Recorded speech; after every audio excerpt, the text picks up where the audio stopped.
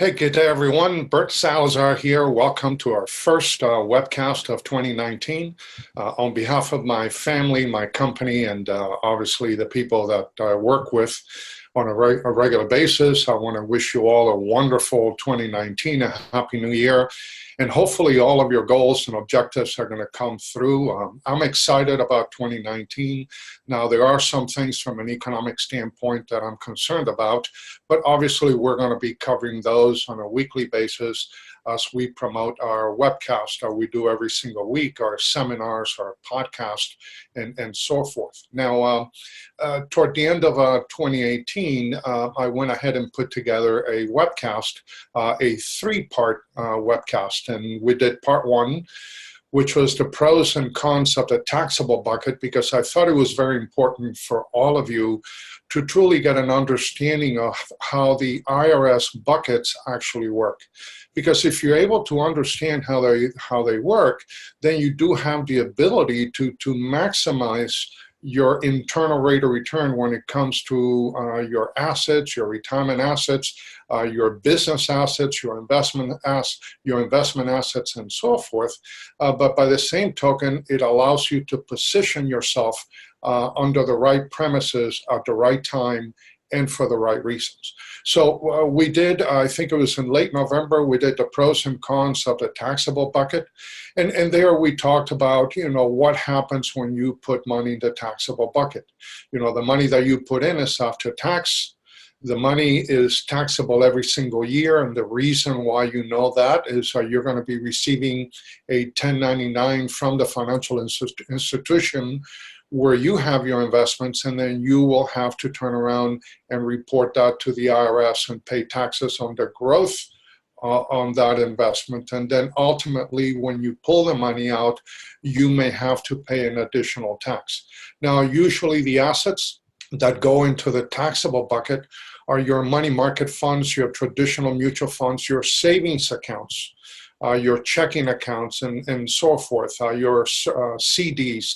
All of those accounts are taxable every single year. So from a taxable standpoint, the taxable bucket is not a very good bucket to own. On the other hand, from a liquidity standpoint, you need to have money in the taxable bucket. Now, because of the tax liabilities, then obviously there's a fine amount of money that you need to have in your taxable bucket in order to reduce your ongoing tax liabilities from one year to the next. Feel free to go back and listen to that webcast, because I think you will find it very, very interesting. Then in mid-December, right before the holidays, I went ahead and did the second, or part two, of that series, which was the pros and cons of the tax-deferred bucket. Now, in that episode, we did spend a little bit more time because we had to go into more details. The taxable bucket is fairly simple from a taxable standpoint. But on the other hand, the tax-deferred bucket is quite complex. So we talk about the pros. Now, the vast majority of Americans understand the pros of the tax-deferred bucket, because that is the bucket that most of us are using when it comes to retirement planning. Your IRAs, your 401ks, your 403bs, your 457s, your pension plans. The money that goes in is pre-tax.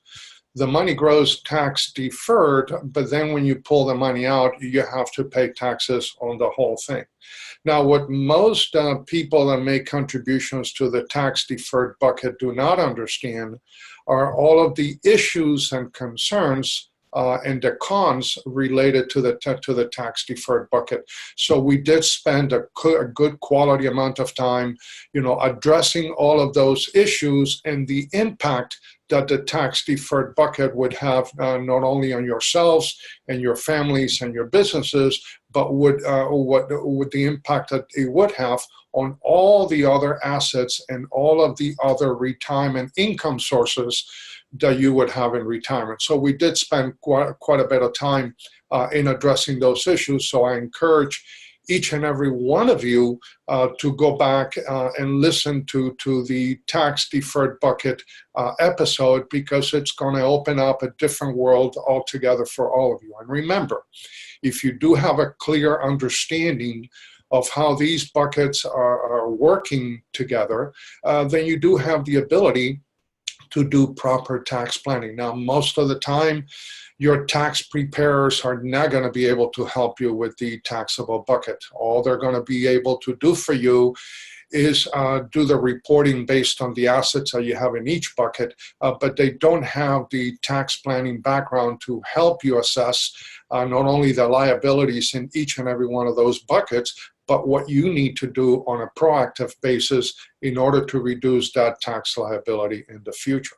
So now that brings me to the third bucket and the third episode of this series, which is the pros and cons of the tax-free bucket. Now, this is the bucket that you're going to have the control of your life. This is the bucket that is going to allow you to see and engage in certain benefits and certain tools and certain ideas that you have not been able to do in the previous two buckets. But, you know, before I give you a little bit of feedback on the tax-free bucket, I think it's important to note a couple of things that I have just read about over the last couple of days, and this is now early in 2019.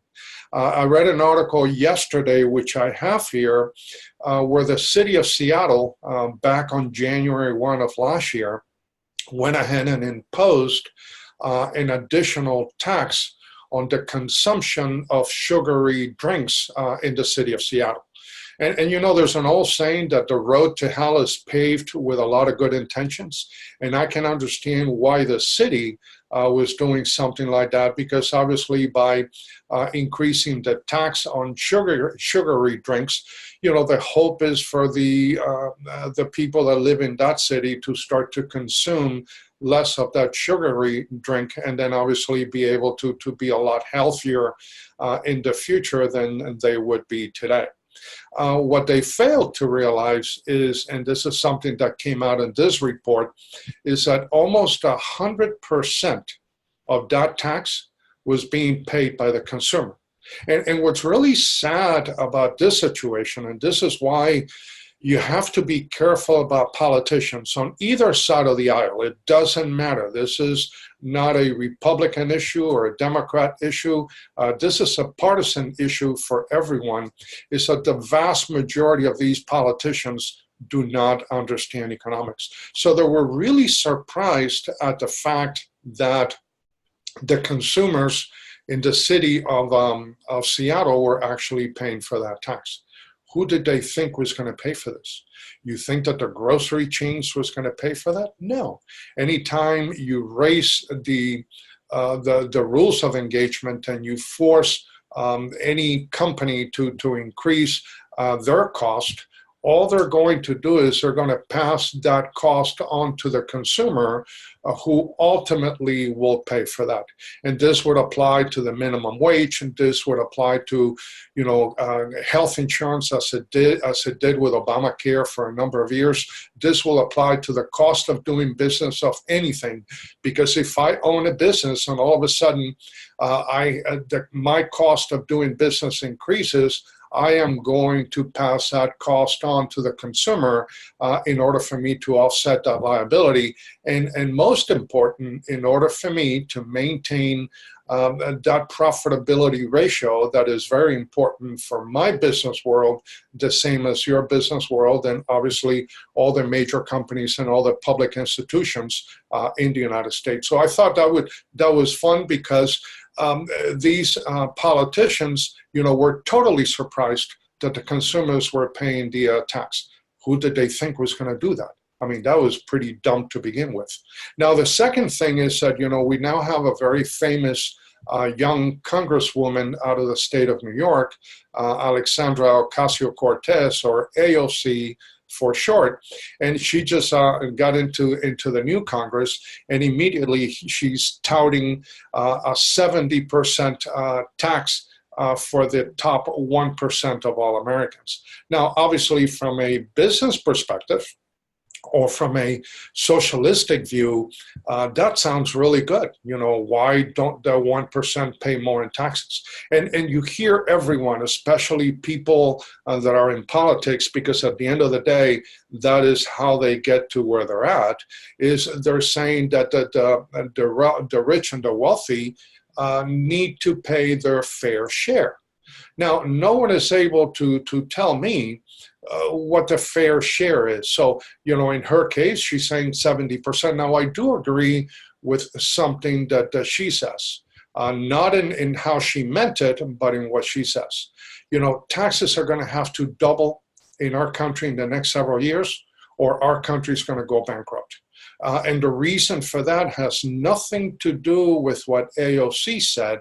The reason for that has to do with our national debt, our unfunded liabilities, also the deficit between the revenues that we're bringing in and what we're paying out on an annual basis. And for 2019, and the first time in history, is fast approaching $1 trillion, the deficit between what we bring in and what we pay out. But what she meant to say was the top 1% need to pay 70% of all the taxes in the United States. What she fails to understand, again, from an economics perspective, is that the top 1% is already paying 40% of all the taxes in the United States. Now, I do have a couple of clients that fit into that 1%. The vast majority of the clients that I deal with are in the top 10%. And the top 10% of income earners in the United States pay 70% of all the taxes in the US. Now, 44% of Americans do not pay any federal income taxes whatsoever. And the bottom 50% of Americans only pay 3% of all the taxes. So if there's income inequality in the United States, there's also a tax inequality along those lines. Now, I do very well financially. I've been a retirement strategist for almost 30 years. Obviously, my income does not come close to what Warren Buffett does, or Bill Gates, or Bezos from Amazon. But by the same token, I do the very best that I can with it within the means and what I do from a professional standpoint. So if I have to start worrying about income inequality between what I do in my practice and my business versus Amazon or Microsoft, or Warren Buffett, then obviously there's no way I'm going to be able to succeed. So I think what's important for politicians and for us Americans to understand is that when you start to raise taxes on the very, very wealthy, the ones that own large companies, that, you know, again, the road to hell is paved with a lot of good intentions, because at the end of the day, that tax liability is going to be passed on to the consumers in many, many different ways. Now, that brings me to the tax-free bucket. And the reason why I'm so excited to take a few minutes of your time and kind of share how the tax-free bucket works is that for the first time, when you start putting money in, when you get to understand how the tax-free bucket actually functions, then you're going to have the ability to protect yourself, you know, from all of these politicians, all of these people that want to change your lives without your permission. And 99% of the time when they try to make those changes, they're not for the betterment of yourself, your family, and your business. Now, as opposed to the taxable bucket and the tax-deferred bucket, the tax-free bucket, the money that you put into that bucket is after tax. The money grows tax-deferred, and then when you pull the money out, you pull the money out tax-free. It is the only bucket in the IRS code that gives you the ability to have tax-free income for the rest of your life. Now, what is also interesting to note is that the products that I'm going to cover for you inside of that tax-free bucket do not necessarily are coherent with each other from a business perspective. And let me explain to you what I mean by that. For instance, in the tax-free bucket, you have municipal bonds. You have municipal bond funds as well.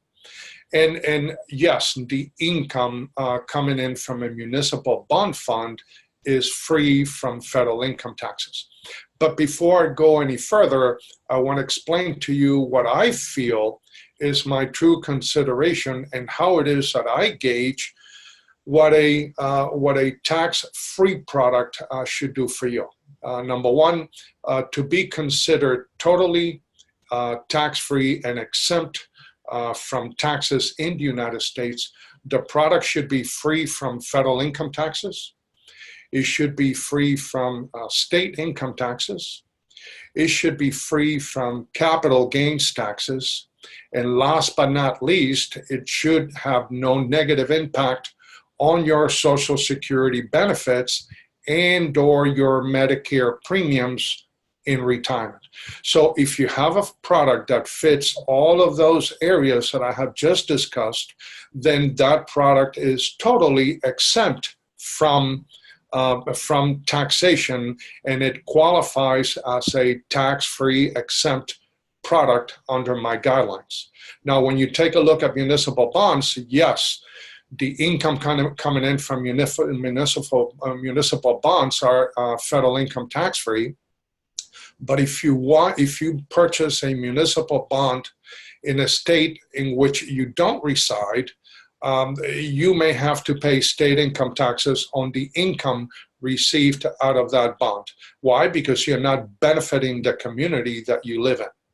The second thing is that if you happen to invest in a municipal bond fund, and although the income that you are receiving is federal income tax-free, at the point in time that you decide to sell that bond portfolio, because it is inside a mutual fund, if there's a capital gain in the sale of that portfolio, then you're going to have to report those gains as a capital gain asset on your tax return in the year in which you went ahead and executed that sale. So when it comes to that portion of it, you have to be very careful. And then last but not least, again, although the income from municipal bonds are received federal income tax-free, they get added on to the provisional income calculations that we discussed in episode 2 of the tax-deferred bucket, in which those income the income that is reported out of municipal bond funds could have a negative impact on the taxation of your Social Security benefit, and also a negative impact in the Medicare premium that you pay on an ongoing basis. So municipal bond funds, although they do fit inside the tax-free bucket, they're not totally tax exempt. Now, Roth IRAs, which is the second product inside of that bucket, is totally tax exempt. Once you pay taxes on the contributions, the growth is tax deferred. You pull the money out tax-free. You don't have to pay any capital gains taxes on that product. It is non-reportable. It has no negative effect on your Social Security benefits and or your Medicare premium. So from a totally exempt product under the tax-free bucket, that product fits there perfectly. Now, obviously, the challenge is you do have limitations as to how much money you can put into Roth IRAs. That brings me to the third product, which is a Roth 401k, which is a fairly newer product. Now, it works similarly to a Roth IRA, except that you do have the ability to make larger contributions to a Roth 401k if it is provided by your employer under the tax code today. Now, again, the money goes in after tax, the money grows tax deferred, you can pull it out tax free, and it has no negative impact on your capital gains, on your state income taxes. It has no negative impact on your Social Security benefits and or your Medicare premium at retirement. And then the fourth product under the tax-free bucket is what I call a 7702 plan. And a 7702 plan is a cash value life insurance plan that we do quite a bit for our clients in order to maximize the benefits of the tax-free bucket, in which we try to put as much money as we possibly can into the 7702 plan and reduce the death benefit, because it has to have a death benefit feature and or component in order to make it a viable 7702 plan. So if you do it the right way, and you have a large combination of contributions to your Roth IRAs, your Roth 401ks, your 7702 plans, and you maintain your contributions to your tax-deferred bucket and your taxable bucket up to the optimum amount, then you're going to be able to live a tax-free retirement life, and you're not going to have to worry about any of these politicians changing the tax rules at some point in time in the future, because at the end of the day, most of these rules have a tendency, prior to being changed, to be grandfathered from an IRS perspective. Now, another discussion that we ought to have regarding the tax-free bucket is that there are certain limitations, and obviously if you put money into a Roth IRA or Roth 401k, you're going to have to deal not only with the 59.5 rule, meaning that when you put money in and the money in the IRS allows you to have that money grow on a tax-deferred basis, most of the time they're going to place certain limitations.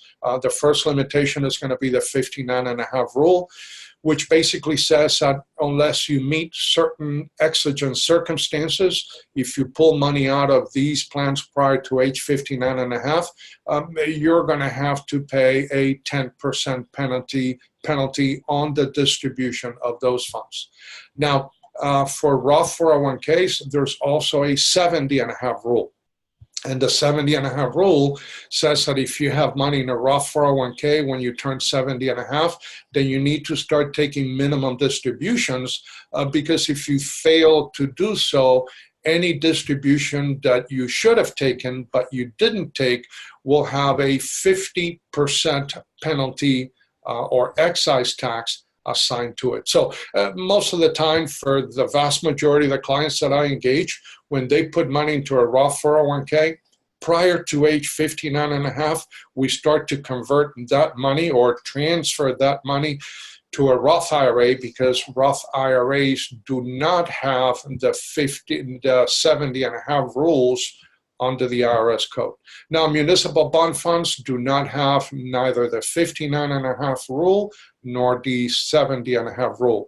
So you have to understand how the different products inside of the tax-free bucket work in order for you to be able to maximize your business opportunities from an overall financial perspective. Now, 7702 plans are taxed in a different way. The money that you put into the 7702 plan, which also fits inside of the tax-free bucket, is after-tax money. The growth of that money is tax-deferred. And then if you do it the right way, when you pull the money out, is totally tax-free. One of the enormous benefits of these 7702 plans in relation to all the other products inside of the tax-free bucket is that you can put as much money as you possibly can, as long as you can qualify for it. The IRS does give you a catch-up contribution, so if you're not able to maximize your contributions to the 7702 plan in 1 year, you do have the ability to catch up in the following year if you choose to do so. That is not available in your Roth IRAs or your Roth 401ks, but it is available in the 7702 plans. Now, that money also grows tax deferred.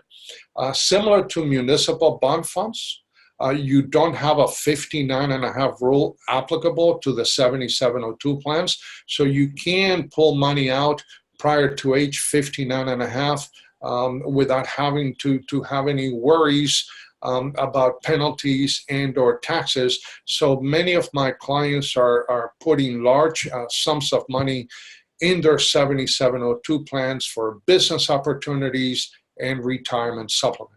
Now, by the same token, the 70.5 rule does not apply to 7702 plans. So you can allow your money to continue to grow the same way that you could inside a municipal bond portfolio or a Roth IRA portfolio, because the IRS has no control over the distribution of those products. See, at the end of the day, when you invest in the tax-free bucket, what you're looking for is to have the 3 C's at time of retirement.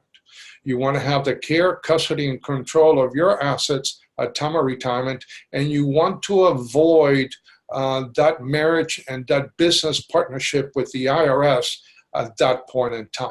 So once you hit the age of 59.5, then that business partnership, for the most part, ceases to exist with the IRS, and you get to control your future as much as you possibly can and as much as you wish. The other issue to consider, and this is why it is so important to understand the relevancy of your tax-free bucket, is that you're actually paying taxes on the seeds and not on the harvest. Now, let's say that we're all farmers, and each and every one of us owned a farm, a wheat farm somewhere in the Midwest. And the question that I ask all of you is, would you rather pay taxes on a few bushels of seeds in the spring, or would you rather pay taxes on truckloads of harvest in the fall? And also, please bear in mind that, there's a very high probability that taxes are going to be a lot greater in the future than they are today. And by the way, the ideal and the optimum tax bracket to be in when you get into your retirement years is your 0% tax bracket. Because if taxes were to double, as they will in the future, or more than likely will in the future, then 2 times 0 is still 0. So it is critical to understand the relationship between the products inside of the tax-free bucket and how it is that you're going to manage those distributions for retirement purposes. Also, bear in mind that it's also extremely critical to understand the relationship between your taxable bucket, your tax-deferred bucket, and ultimately your tax-free bucket, and how they all work together in order to be able to have a positive impact on all of your assets and all of your cash flow in retirement. See, retirement distribution is all about cash flow. It's not about the accumulation rate. It is all about the distribution rate. And if you have the ability to manage the distribution rate on a guaranteed basis for the rest of your life and be able to provide survivor benefits for your family in retirement, so you don't have to worry about anything other than waking up on the green side of the grass, then you have done a really good job for yourself, your family, and your business. Now, for those of you that follow us on a regular basis, obviously, if you want to reach out to me, if you want to have a 30-minute video conference at no cost or obligation in order to discuss your tax planning alternatives for 2019 and beyond, then feel free to reach out to me and do so. My telephone number is area code 786-766-1042. You can also email me at Bert, B-E-R-T, at GablesTaxGroup.com, and I will be more than happy to schedule a 30-minute video conference with you and address any issues and concerns that you may have. And who knows, you may be suitable to participate in our tax planning blueprint, which is a blueprint that we do for each and every one of our clients, and you would have the ability to be one of our platinum clients for 2019 and beyond. Finally, I want to leave you with a thought that I always leave all of you, every single week, and is that my job, because of all the stuff that's happening in the market with volatility and global economic issues and concerns and tax issues and concerns and so forth, my number one goal is to help you change the way that you see things. Because when you change the way that you see things, the things that you see change. So again, Happy New Year on behalf of my business and my family to all of you. And I look forward to spending some really good quality time with all of you, not only in 2019, but for many, many years to come. And again, feel free to reach out to me because at the end of the day, there's a major difference between tax preparation and tax planning. See you next week. Take care. Bye-bye.